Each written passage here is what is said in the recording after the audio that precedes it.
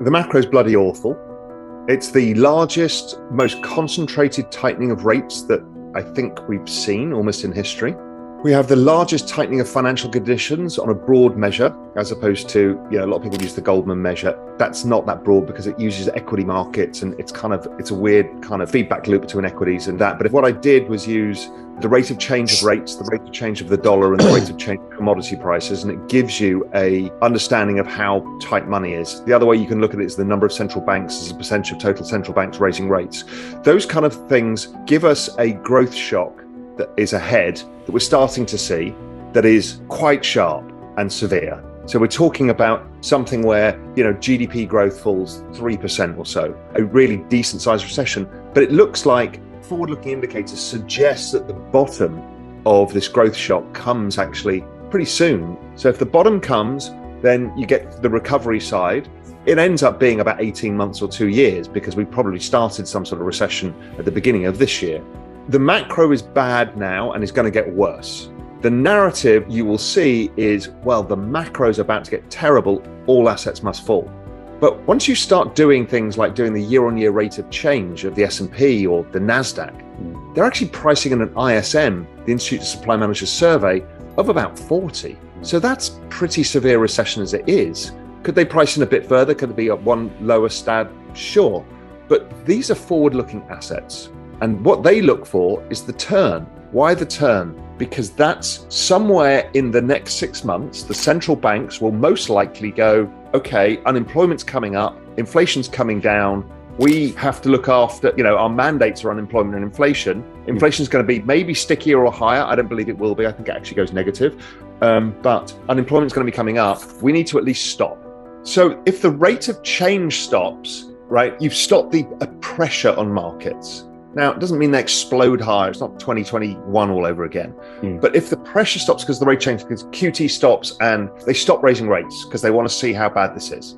Okay, the probabilities then come of rate cuts. Or if not, at least it's going to be stability. They're unlikely to raise rates higher. Okay, so that's generally good for risk assets because they're forward looking.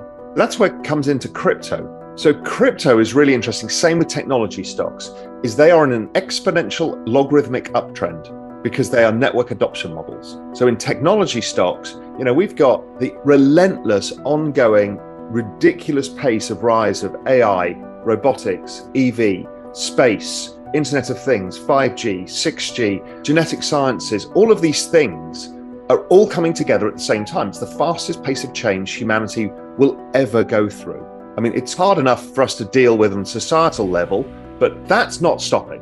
So if you can visualize, is you've basically got this massive uptrend that is exponential in nature, but when you put it on a log trend, it's quite nice and smooth. But you've got these big swings. Those big swings are driven by the macro. So what we've done is we're at the bottom of the macro cycle. The beach ball is now being held underwater. But don't forget, every day there's new people building in the ecosystem, there's new adoption. People like Ticketmaster have issued 10 million NFTs without anybody realizing. The scale of what is happening is ridiculous. So the beach ball is held underwater. The moment quantitative tightening or rate rises stop, the beach ball rises above the water. You can't hold it down. And so that is why I am incredibly interested at this moment in time, right here, right now. Because I think we're getting very close to the point where growth implodes. We've already seen 2 quarters of negative GDP in the US. We've already seen housing rollover. We've already seen supply chain issues ease. We've already seen most commodity prices fall 50%. We've already seen the dollar explode higher. The dollar's hugely deflationary because the largest exporting nations in the world, Japan, Germany, China, have all seen their currencies decline massively. So they're now selling finished goods at much lower prices. So the macro turn is very close. When we look at on-chain analytics, we start to see things that only ever happen in these massive bear market sell-offs. The 2014 sell-off, the 2017 sell-off, stuff like that. We also are at the bottom of the logarithmic trend channel, 2 standard deviations oversold. That's usually a good one. We're at the 5-year exponential moving average. That level has proven to be about the best risk reward you can ever find. Things like, if we use technical analysis, things like the RSI are oversold as they have been at the bottom of every other cycle. At the time where the macro narrative is at peak, Everyone's like, inflation's going to be 20% forever, and Europeans are going to be dying in the streets because there's no food and they can't afford to heat their houses, right? That's the narrative right now. Okay, so how much worse can this be? And any rate of change means that the risk reward, normally when you get to this confluence of events, the risk reward is somewhere between 20 to 50x. Now, it depends where you are on the risk curve. My working hypothesis was, I'm not sure the equity markets are going to make significant new lows, and I'm still not. They may break the low, go a bit lower, and then break back higher again, because the sentiment in equities is unparalleled. I'm about to write this in Global Macro Investor. It is the worst sentiment in any measure of any survey in the history of equity markets. So people are record bearish. They're terrified because of what's going on. The bond market, which is the anchor pricing for everything, is unhinged. And the dollar, which is the big daddy of all macro assets, has become untethered as well. So it is a scary situation. But how I look at this is, listen, there's two games at play here. One is those guys who want to be Volcker, and they're having their day in the sun. But in the background is a much more powerful group, and that is the politicians. The politicians are the ones that actually set policy. When the politicians decide that economic growth has gone too far, they will change the game. And I believe that. And that's where quantitative easing, direct handouts, and other stuff to alleviate the pain that's going on. They can't have mortgage rates like this for very long before unemployment starts coming, and this becomes a big problem for the Biden administration, or whichever administration, whichever country you've got to deal with. So therefore, the propensity for there to be, if this trend continues that we're seeing, there is a propensity for the market soon to start pricing in, somebody's going to have to step in here, much like they did in 2020. So that still remains my view, is the politicians will end up pushing the Fed around. I think the Fed have created this by fighting the wrong battle, because the battle they remember was the battle of their heroic hero, Paul Volcker, fought. It ain't that battle. They're fighting the wrong thing. We've got a big problem on our hands, but over the next few weeks, as this pushes to its logical conclusion, you can hear in the background the people coming to the rescue, because somebody's going to have to do something about this. It may start with changing the reserve requirements of banks. It may be swap lines for the foreign central banks. It'll start somewhere and it will grow, but this can't continue for long. Politics is a narrative game. That's all it is. So where does the narrative lie? The narrative lies with the path of most pain until you're in a situation where you can use optimism. So the path of most pain is what they will focus on, because that's what gets votes. Human psychology is anger, resentment, fear tend to get you votes better. So what they will do is, if unemployment starts rising, which I think it will, they will start pivoting to inflation is dead, the new enemy is growth. Jobs for America. We need to help you with your bills, even though bloody all the commodity market's down 50%. We need to do something to help you, or we need to get your mortgage rates down. You know, honest working, hard-working Americans, how can they afford their mortgages? This was the mess that came from the pandemic, but we need to get that down now. We need to get interest rates down. You can hear the narrative change. It's easy to make, right? It's all narrative. The Fed have got break-even rates of inflation down to the twos, and if this continues for the next few weeks in the vein that it is, and if oil continues to trade towards $60, which I've been saying it's going, these break-even rates are going to come down to 1%. So the battle is won. Now, I actually think, and I've said this before, I think actually inflation is negative in 18 months' time. I think they've completely misread the bullwhip.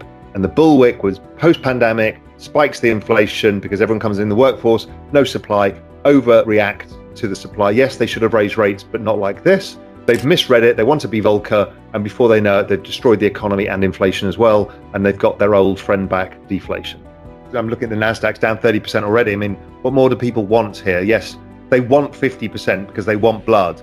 Will they get 50%? I doubt it. If we go back to the Volcker era that everyone so loves, is the market was down 27%. If we go back to the 1940s, post-World War II, the market was down 22%. 1990, nice big regular recession. You know, ISM went down to 30. Where did the stock market go? Down 20%.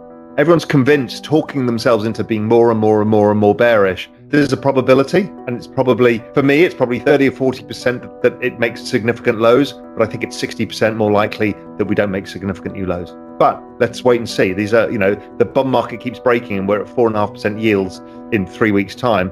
Yeah, maybe we will. The US is some 300 and something percent of GDP in debt. as total debts to GDP. It is 100% of world GDP in debt. It's the most indebted any nation has ever been. Everybody borrows dollars. And we're in a system where they're trying to act like Paul Volcker, because basically the Fed is run by a bunch of baby boomers and they want to get a book out where they're on the front cover like Paul Volcker to be the heroes. But I think what they're doing is fighting the ghosts of the past. The ghost of the past, the 1970s, was wildly different. The demographic setup is different. Also, the debt is different. I mean, the US is like 100% of GDP in debt, total debts at that point. We're now at least another 150%, maybe 200% of GDP in debt on top. So with an aging demographic and high debt, it's very difficult to generate inflation. But the Fed are now convinced they need to be Paul Volcker, and they are going to go and raise rates further than the market can deal with. And we're seeing it. We're seeing it everywhere, that the market's going, we cannot deal with rates like this and the liquidity that's happened. So liquidity has been drawn out by quantitative tightening. What they've done with the banks and what bank reserves have to be held has kept money out of the market. There's basically no buyer of the bond market. So bond market liquidity is basically as bad as it was in the peak of the pandemic, when the bond market froze and everyone was worried Citadel had gone under, whoever had gone under. That's how bad the bond market is now. It is completely decoupling from anything, and I'll come on to that in a sec. The next chart, another way of looking at it, is bond market volatility. Bond market volatility is higher than stock market volatility. This is not normal, and again, we're approaching the peak of the absolute crisis when the entire world shut down and we thought everybody was going to die, right? That's how bad the situation in the bond market is. What that's done is decoupled the bond market from the underlying inflation story. So this is not a fear of inflation, really, because the Fed are saying we're going to do anything to kill inflation. Well, what's happened is the break-evens rate has agreed with that and said, yes, inflation is not the enemy. And break-even inflation, I'm looking at the 5 years, is at 2.4%, which broke down today. And 1 year is at 1.95. So they're basically around 2%. So the market's saying forward-looking inflation is back to normal. Okay, but the problem is if bond yields are going up and inflation expectations are going down, real rates have been trending lower over time. This is 5-year real rates. They trend lower because of debt and demographics. So you need to have low real rates to stimulate the economy or run it normally. So the trend rate of real rates is actually negative 1%. But we've just seen the fastest ever rise in real rates in history. So you're raising real rates on people at a time when they can't afford to service their debts because there's too much debt out there.